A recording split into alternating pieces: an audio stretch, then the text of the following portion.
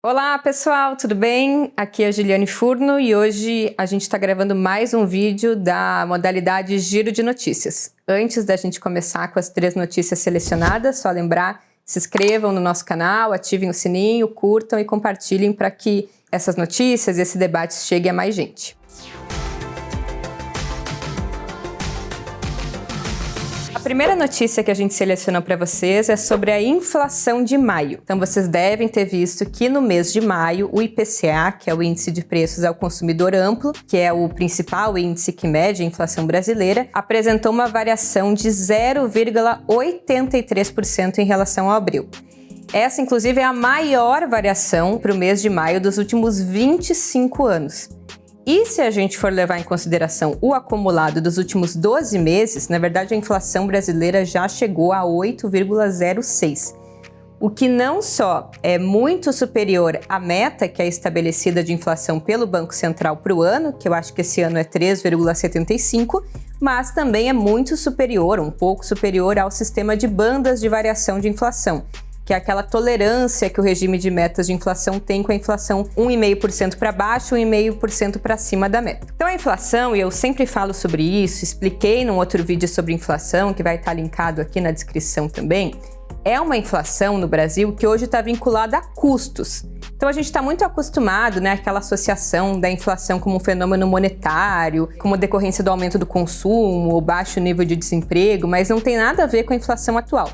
Como eu disse, está ligado, e vou repetir, a pressões de custo. O componente que mais contribuiu com a inflação no ano, e principalmente no mês de maio, é justamente, como eu falei, um custo, que é o custo da energia elétrica, que por sua vez é um preço administrado, ou seja, é estabelecido pelo governo, diferente de outros preços que contam na inflação, que são os preços livres. Ainda nos preços administrados, além da energia elétrica, também teve outro choque de custo significativo que vocês devem ter sentido, que é o gás de cozinha e outras tarifas também públicas como esgoto, habitação e o próprio custo do aluguel, que embora seja um preço livre, também pesou bastante. Como eu já falei várias vezes sobre inflação também, eu acho que a gente podia aproveitar esse momento para problematizar um pouco, inclusive de forma mais geral, a forma como a gente é ensinado a pensar algumas categorias e principalmente quem cursou economia e estudou aquela economia de manual, né? Então, todas as variáveis econômicas, né, quando a gente fala, sei lá, em inflação, em déficit, a gente tende, a partir de uma lógica pouco dialética, a associar esses elementos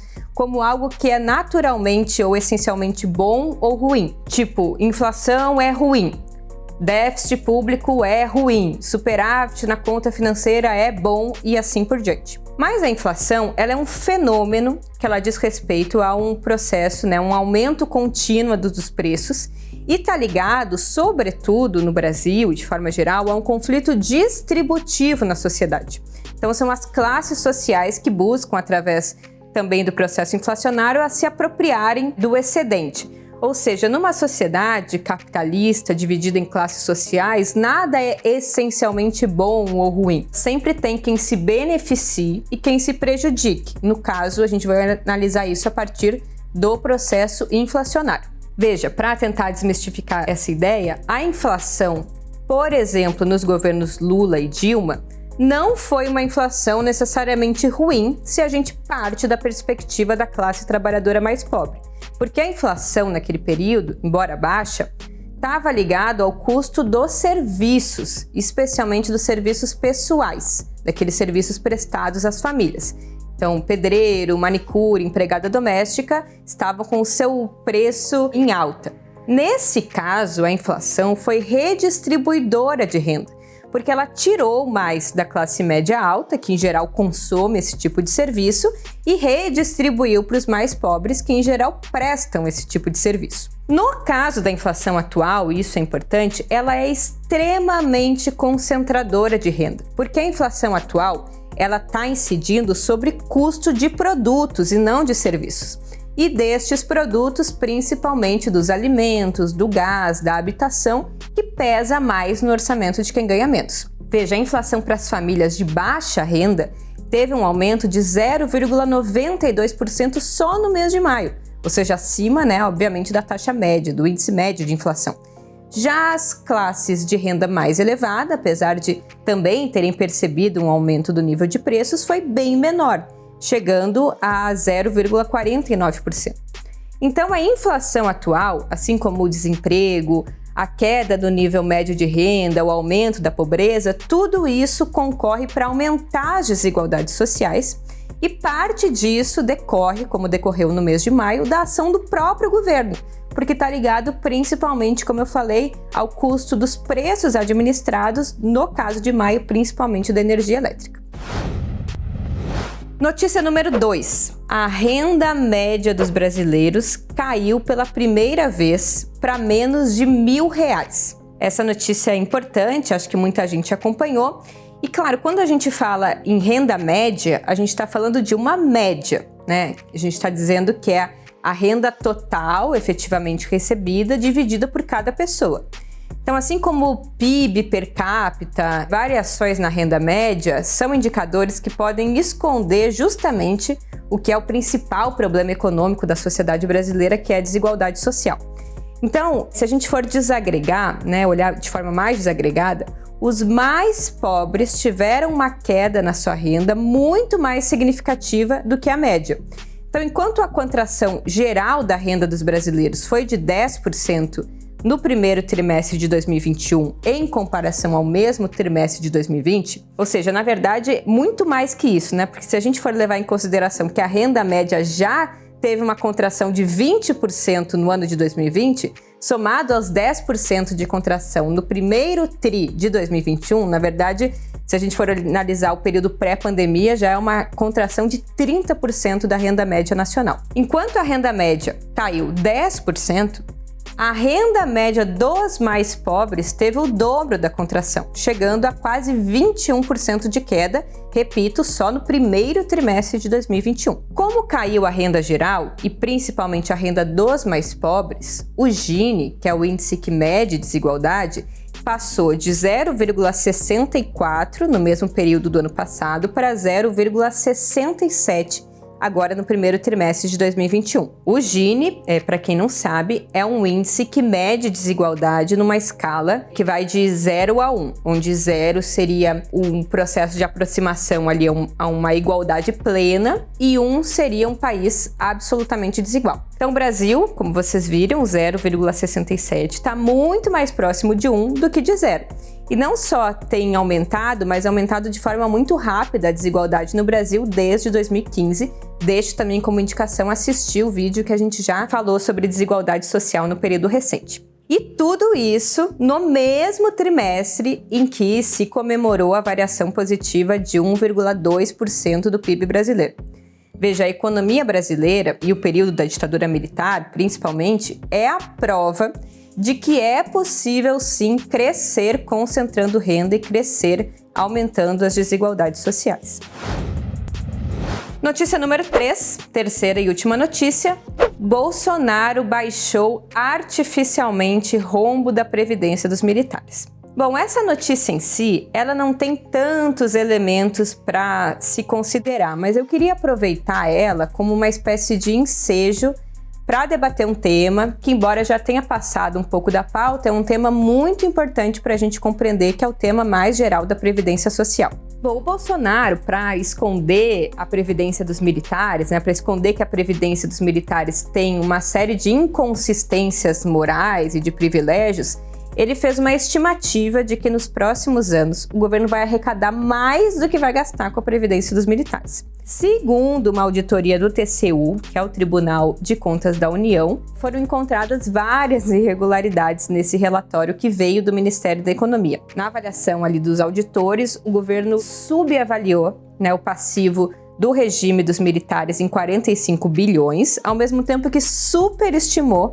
o passivo com os servidores civis do regime próprio de Previdência Social, que teve ali um déficit inflado em torno de 49 bilhões. Mas afinal, aproveitando o ensejo, a Previdência Social tem ou não tem déficit? Veja, para entender isso, a gente tem que entender como a Previdência, no regime geral de Previdência Social, que é parte da Seguridade Social, se financia. Então, o financiamento da Seguridade Social no Brasil é feito por um regime tripartite. Quer dizer, tem uma parte que é depositada pelo empregador, uma parte pelo trabalhador e um conjunto de contribuições, principalmente o PIS e COFINS, que servem exclusivamente para financiar a Seguridade Social. Que diferente, por exemplo, de impostos, tudo aquilo que se chama contribuição, né, é um tipo de tributo que tem uma finalidade específica, que nesse caso é a Seguridade Social. O próprio COFINS, inclusive, é a sigla de Contribuição para o Financiamento da Seguridade Social. Olha como é intuitivo. Então, se a gente leva em consideração esses 3 elementos, o regime geral de previdência social não tem déficit. Acontece que o pulo do gato é que o governo mostra para a gente só a diferença entre o total que é arrecadado pelas contribuições patronais e de trabalhadores, descontando o conjunto de pagamentos com benefícios tanto previdenciais quanto assistenciais também. Ou seja, a parte que o Estado coloca para cobrir essa diferença, ele chama de déficit. E faz a gente pensar que é tipo, sei lá, um dinheiro que está sendo desviado, que poderia ir para outras coisas e está sendo usado, então, para cobrir o rombo da Previdência Social. Acontece que não. Esse recurso é para isso e faz parte, inclusive, de um grande acordo nacional com o Supremo, com tudo, que foi feito lá em 88, que versava, né, sobre essa concepção de que o Estado é, sim, parte importante do provimento da Seguridade Social brasileira. Acontece que até 2015, a Previdência ela era tão superavitária que o Estado ele nem precisava colocar esse dinheiro arrecadado por essas contribuições na Previdência, porque ela se sustentava só com a contribuição dos trabalhadores e dos empregadores. Só que ninguém fala muito do que aconteceu em 2015 para começar a ter esse déficit e a Previdência ter que contar com as contribuições estatais, nada tem a ver com a estrutura da Previdência especificamente. Então não foi que de uma hora para outra aumentou a expectativa de vida dos velhinhos, ou teve um episódio catastrófico e os jovens morreram, ou algo muito expressivo na pirâmide demográfica que fez explodir os gastos previdenciários. O que aconteceu em 2015 foi uma crise, e a crise afetou profundamente o desemprego, que logo em seguida, em 2017, com a aprovação da reforma trabalhista, afetou ainda mais a estrutura do mercado de trabalho e a Previdência Social. Isso quer dizer que o problema do rombo da Previdência chama-se mercado de trabalho. É porque gente desempregada não contribui e é porque PJ, MEI e outros vínculos informais que se generalizaram nesse período, eles deixam de arrecadar anualmente milhões para os cofres públicos, porque os conta própria ou tem uma alíquota muito baixa ou porque não tem a alíquota do empregador. Então, para entender um pouco e ajudar a desmistificar, né, essa frase tão apregoada de que a Previdência tem déficit e, na verdade, o espaço da Previdência que tem déficit, sim, que o Estado coloca uma parte significativa, é justamente nos militares, onde esse relatório da economia tentou esconder um pouco a natureza desse sistema que, sim, contribui para drenar recursos dos cofres públicos. Então é isso, valeu, espero que tenham gostado, tchau!